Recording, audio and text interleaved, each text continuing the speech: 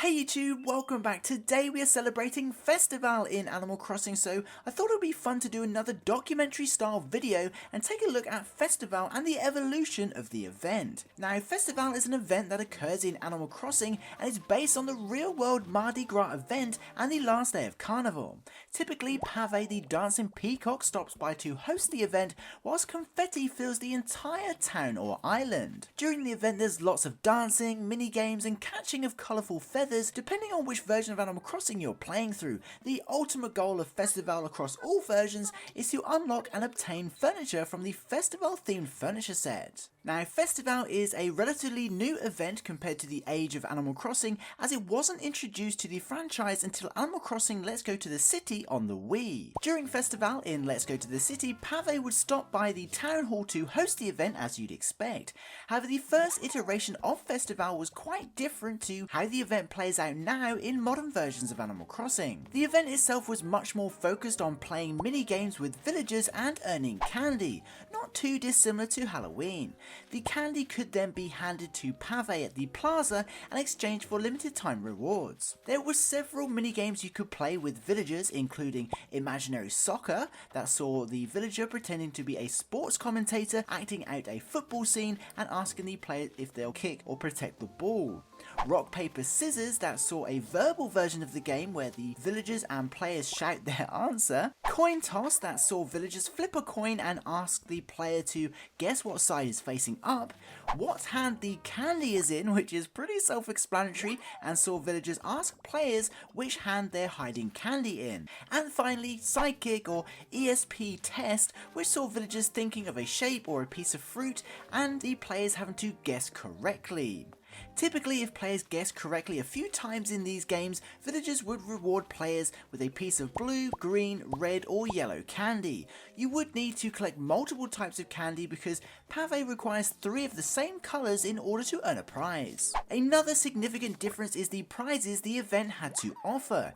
In Animal Crossing Let's Go to the City, Pavé rewards players with items from the Pavé series, which is an exclusive set themed around Pavé himself rather than the Festivale Event.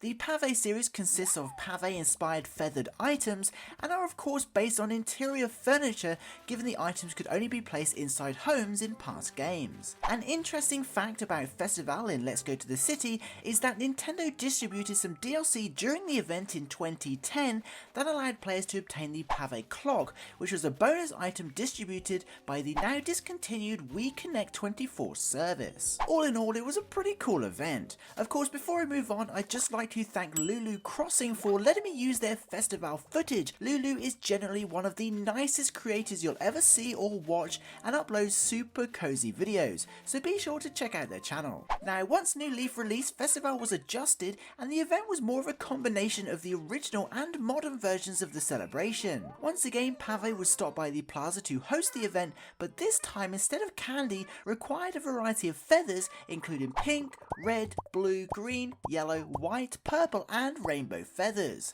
These could be found and caught amongst the confetti that was floating around town. As you'd expect, these were caught with a net and given to Pavé in exchange for exclusive items. The mini-games were still part of the event, however only 4 games could be played with villagers, including trading, which was essentially a way to exchange feathers for a different colour, Major Look, which saw you compete against villagers by trying to guess which direction the villager is about to look, Charades, which saw villagers depicting a certain concept using emotions and reactions and asking players to guess what they were performing, and finally Rock, Paper, Scissors, which uses a countdown to select your answer this time rather than shouting them out like in previous games. Instead of candy, players could earn feathers for taking part and winning. Even though there was less minigames to play with villagers during the event, the villagers were still very much involved and could often be seen singing the town tune or talking about the event around town as if they were actually taking part. Anyway, when speaking with Pavé, he would ask for a particular set of feathers and would reward players with items from the Pavé series, which is more or less identical to the Pavé series from Let's Go to the City. Should you hand over a rainbow feather in New Leaf though, you could experience a special dance and even receive Pavé's villager photo. This brings us to modern day Festivale celebrations. Initially, Animal Crossing New Horizons was launched and released without the event, so reflected earlier games such as Population Growing and Wild World. However, the 1.7 update that released in January 2021 finally brought Pavé and Festivale to the New Horizons island, although like many events in the first couple of years of New Horizons were time locked and weren't accessible until Nintendo unlocked the event on their servers. Festivale in New Horizons is very similar to Festivale in Animal Crossing New Leaf in that Pavé stops by the plaza to host the event and both confetti and feathers can be seen floating around the island. Unfortunately, even more mini-games were removed from this version of the game, leaving only the trading game, if you can even call it a mini-game, that allows villagers and players to basically swap feathers in hopes of getting different kinds in return. This is of course extremely useful given Pavé asks for multiple types of the same feathers before handing out rewards. The feathers available in New Horizons include blue, green, purple, red and rainbow feathers, so not as many as in previous games. However, it is now possible to use different feather types to craft the rainbow feathers, which make things a lot easier. Anyway, the goal of Festivale in New Horizons is to trade the feathers Pavé's requesting for Festivale themed furniture items. These rewards are completely different to those in past games as the Pavé set didn't return to New Horizons. Instead, we have a much more party and carnival inspired furniture set that's more suitable for exterior designing and decorating islands.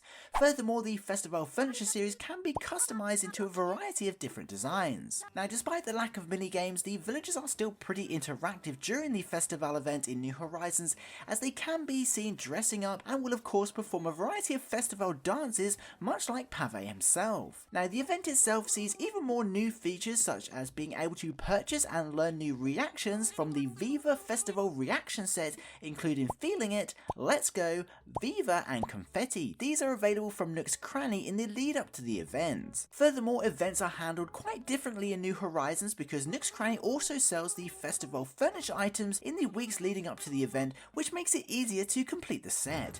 However, one item in particular, called the Festivale Float, can only be obtained by taking part in the event on the day. So although Festivale has been part of Animal Crossing for 3 generations, the 3 events are quite different, and breaking them down side by side, it's quite easy to see how they evolved from playing games and earning items to catching feathers and earning items. But what do you think about the Festivale event, and which version of the celebration is your favourite?